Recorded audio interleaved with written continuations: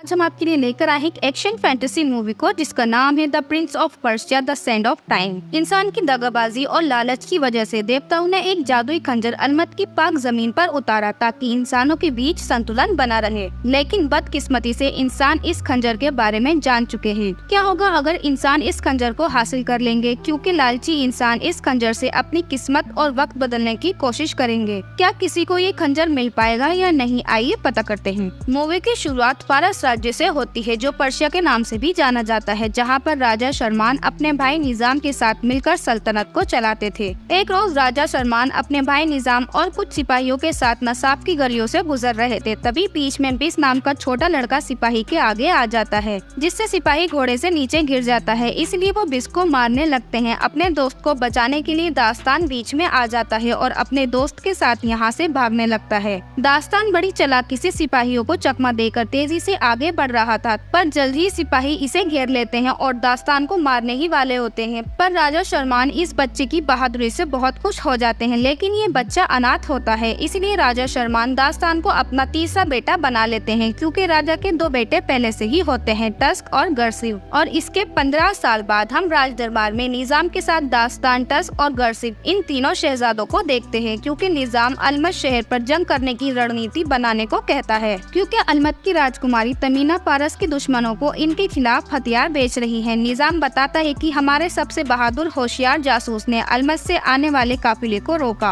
और सारे हथियारों को जब्त कर लिया। क्योंकि अब राजा यहाँ नहीं है, इसलिए उनकी जगह शहजादे टस्क अलमत पर कल जंग का ऐलान कर देते हैं, क्योंकि राज सिंहासन के अगले उत्तराधिकारी टस्क हैं, जिसमें गर्सिव और निजाम टस्क से सहमत हो जाते हैं। पर दास्तान जंग से पहले खुद वहाँ जाने को कहता है, पर इसके अगले दिन ही गर्सिव अलमत शहर पर हमला कर देता है। इधर हम दास्तान को देखते हैं जो किले के अंदर दूसरे दरवाजे से दाखिल हो जाता है और सिपाहियों को मारकर दास्तान मेन दरवाजा खोल देता है और बिस एक मशाल के जरिए टस्क को सेना के साथ अंदर आने को कहता है। जल्द ही तमीना को भी पता चल जाता है कि उन लोगों ने मेन दरवाजा खोल दिया। तमीना अपने पवित्र मंदिर में प्रार्थना कर रही होती है, इसलिए वो मंदिर के सारे दरवाजे बंद करने को कहती है। इधर हम दास्तान को देखते हैं जो तमीना के सिपाहियों को मेन गेट पर जाने से रोकने की कोशिश करता है, ताकि दास्तान के सिपाही अंदर आ सके। इसलिए ये ऊपर रखे तेल को नीचे गिराकर आग लगा देता है, जिससे दास्तान की सेना आसानी से अंदर दाखिल हो जाती है। इसके बाद हम राजकुमारी तमीना को देखते हैं जो अपने सेनापति को एक खास तरह का खंजर देती है और उसकी हिफाजत करने को कहती है, पर दास्तान सेनापति को बीच में रोककर उस पर हमला कर देता है और सेनापति को मारकर वो खंजर भी ले लेता है। फिर पारस सेना अलमत शहर को चारों तरफ से घेर लेती है। इसके बाद ही लोग राजकुमारी तमीना के पास मंदिर में आते हैं। टस्क तमीना को देखते ही उस पर फिदा हो जाता है। निजाम तमीना से उन हथियारों के बारे में पूछता है, जिस पर तमीना कहती है कि आप यहाँ वो ढूंढने के लिए आए हैं जो यहाँ पर है ही नहीं। इसके बाद टस्क तमीना से शादी करने का प्रस्ताव रखता है, जिस पर तमीना कहती है कि मैं मरना पसंद करूंगी। तभी तमीना दास्तान के पास वही खास खंजर देखती है, जिसे देखकर वो अपना फैसला बदलकर कहती है कि मैं आपसे शादी करने के लिए तैयार हूँ, पर बदले में आप अलमत शहर की आवाम के साथ अच्छे से पेश आएंगे। टस्क भी तमीना की बात मान जाता है। इसके बाद राजा शर्मान टस्क से मिलने के लिए आते हैं। राजा बहुत गुस्से में है और टस्क से कहते हैं कि हमारी फौज के साथ अलमत जैसे पाक शहर पर तुमने कब्जा किया, सिर्फ एक जासूस के कहने पर, जो एक गलत फैसला था। जिस पर टस्क कहता है कि मैं उन हथियारों के बारे में खुद पता करूंगा और जब तक अलमत की दगाबाजी साबित नहीं हो जाती तब तक मैं अपनी शक्ल नहीं दिखाऊंगा। जाने से पहले टस्क दास्तान से कहता है कि आज के जश्न में राजा को मेरी तरफ से ये अलमत का पाक शाही लिबास देना।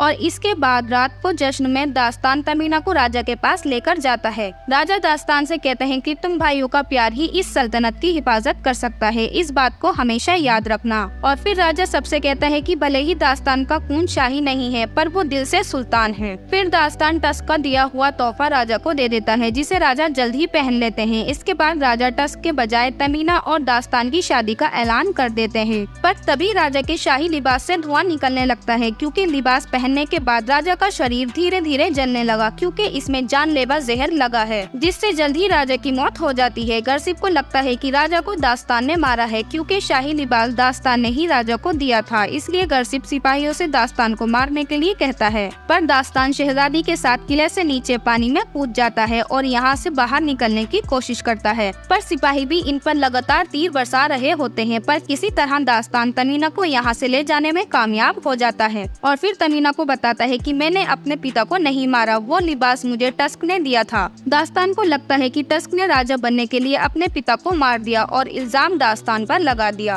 तमीना भी अपनी बातों में दास्तान को उलझा लेती है और वो अपना खंजर वापस लेने की कोशिश करती है और मौका मिलते ही दास्तान पर वार कर देती है और लगातार उस पर वार करती जाती है। दास्तान खंजर उठाते हुए उस पर लगा बटन दबा देता है, जिससे दास्तान समय में पीछे चला जाता है और यहाँ हमें पता चलता है कि ये कोई आम खंजर नहीं बल्कि एक जादुई खंजर है, जिससे हम समय में पीछे जा सकते हैं। और दास्तान वापस उस टाइम पर आ जाता है जब तमीना उस पर पहली बार वार करने वाली थी, जिससे दास्तान काफी हैरान हो जाता है। दास्तान तमीना को दोबारा बटन दबाकर दिखाता है, पर इस बार कुछ नहीं होता। तमीना कहती है कि तुमने इस खंजर की सारी रेत खत्म कर दी। तब दास्तान को पता चलता है कि इस खंजर में रेत डालने से समय में पीछे जा सकते हैं और सिर्फ खंजर पकड़ने वाले को ही याद रहेगा कि वो समय में पीछे गया और वो आने वाले वक्त को भी बदल सकता है। दास्तान तमीना से कहता है कि अलमस शहर पर हमला करना एक बहाना था, असली मकसद इस खंजर को पाना था ताकि टस्क सबसे ताकतवर राजा बन सके। इधर टस्क दास्तान को पकड़ने के लिए उस पर रखा गया इनाम 2 गुना कर देता है और गरसिब के साथ कुछ सिपाहियों को दास्तान को पकड़ने के लिए भेजकर अपनी हुकूमत का आगाज करता है। इसके बाद दास्तान अवरत जाने की तैयारी करता है राजा को आखिरी अलविदा कहने के लिए, पर इनके रास्ते के बीच गुलाम घाटी पड़ती है जहाँ से आज तक कोई भी वापस लौटकर नहीं आया। जैसे ही ये लोग गुलाम घाटी पहुँचते हैं तो इन्हें इंसानों के कंकाल दिखाई देते हैं। थोड़ी आगे चलने पर तमीना बेहोश हो जाती है। जैसे ही दास्तान तमीना के पास पहुँचता है तो वो उसके सर पर वार कर उसे बेहोश कर देती है और वो जादुई खंजर लेकर चली जाती है। जब दास्तान की आँख खुलती है तो शेख अमर के लोग दास्तान को चारों तरफ से घेर लेते हैं। अमर कहता है कि तुम्हारे पास कोई ऐसी चीज है जिससे तुम्हारी जान बख्श दी जाए। इधर हम तमीना को देखते हैं जो जादुई खंजर में खास रेत डाल रही होती है। तभी वहाँ दास्तान अमर के लोगों के साथ आ जाता है क्योंकि दास्तान ने खुद को बचाने के लिए अपनी जगह तमीना का सौदा कर दिया।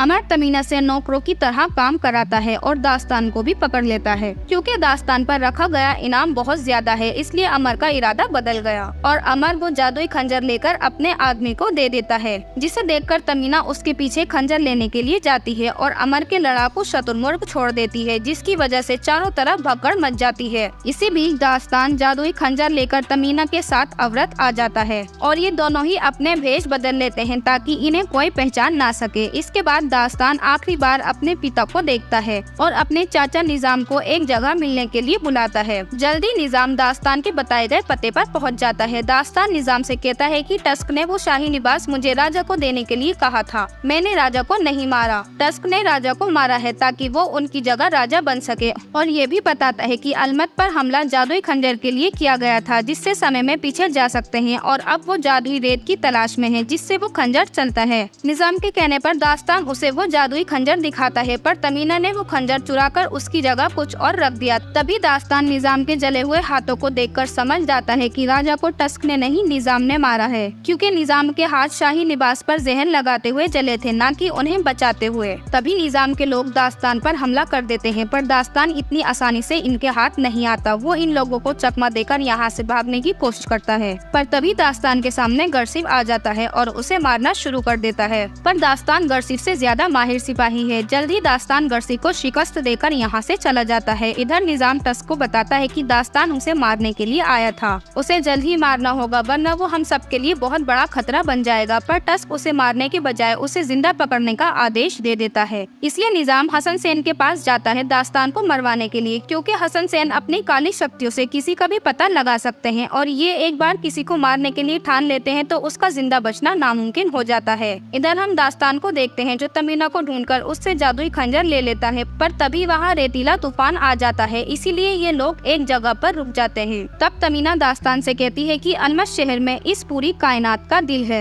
कई सौ साल पहले जब देवताओं ने इंसानों की तरफ देखा तो उन्हें सिर्फ दगाबाजी और लालच ही नजर आया, इसीलिए उन्होंने जमीन पर एक रेतीला तूफान भेजा जिससे सारी दुनिया खत्म हो जाती। तभी एक मासूम बच्ची ने देवताओं से इंसानों को एक और मौका देने की इल्तिजा करी। उसी मासूम बच्ची की पाक नियत से देवताओं को एहसास हुआ कि इंसानियत अभी भी जिंदा है, इसीलिए उन्होंने उस रेत को एक घड़ी में समेट लिया और उस बच्ची को जादुई खंजर दे दिया। अगर इस जादुई रेत को उस घड़ी पर रखकर खोल दिया जाए तो पूरी दुनिया तबाह हो सकती है। अब दास्तान को समझ आ जाता है कि निजाम वक्त में पीछे जाकर अपने भाई राजा शर्मान को मारना चाहता है और इस तरह वो रियासत का सुल्तान बन जाएगा। थोड़ी देर बाद जब तूफान थम जाता है तो ये नदी के किनारे बैठकर पानी पी रहे होते हैं। तभी वहाँ शेख अमर आ जाता है जो बहुत ही गुस्से में है और इन दोनों को बंदी बना लेता लेता है, पर बीच रात में ही हसन सेन इन पर अपने जहरीले सांपों से हमला करा देता है। दास्तान एक बार फिर से उस खंजर में लगा हुआ बटन दबा देता है, जिससे वो समय में पीछे चला जाता है और इन सभी जहरीले सांपों को मार देता है। इसके बाद तमीना अमर को पाक मंदिर जाने के लिए कहती है, ताकि ये जादुई खंजर वहाँ छुपाकर होने वाली तबाही को रोक सके। इसी के साथ वो अमर को बहुत सारे सोने का लालच भी देती है, जिसकी वजह से ये इन लोगों के साथ चलने के लिए तैयार हो जाता है। जब ये लोग मंदिर आकर देखते हैं तो मंदिर के सारे पुजारी मर चुके होते हैं। तभी यहाँ गर्सिफ भी अपनी सेना के साथ दास्तान को पकड़ने के लिए आ जाता है।